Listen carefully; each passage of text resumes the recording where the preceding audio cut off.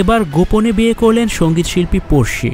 আমি জীবন ভাইয়া এবং মহিন ভাই আমরা তিনজন দৌড় প্রতিযোগিতা করব, যেটাতে নাকি আমি জীবনও জিততে পারিনি।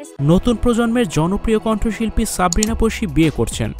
যুক্তরাষ্ট্র প্রবাসী নিলয়ের সঙ্গে এই শিল্পীর বিয়ের আনুষ্ঠানিকতা সম্পন্ন হয়েছে।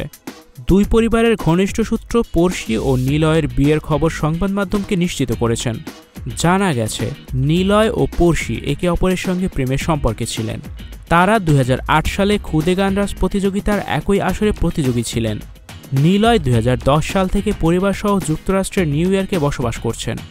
গত বছর কয়েক মাসের জন্য নিলয়ের পরিবার বাংলাদেশে এসেছিল।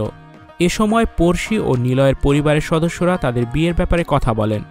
স্টুডিও 4D আপনাদের জন্য নিয়ে এসেছে শীতাতাপ নিয়ন্ত্রিত স্টুডিওর সুবিধা, আছে অত্যাধুনিক মেকআপ রুম। বিস্তারিত জানতে এখনই কল করুন 01974860664। হাউসটি দেখতে চলে আসুন আমাদের ঠিকানায় শেখেরটেক রোড নাম্বার 9 বাড়ি 24। তারপর দুই পরিবারের ঘনিষ্ঠজনদের উপস্থিতিতে বিয়ের আনুষ্ঠানিকতা সম্পন্ন করা হয়।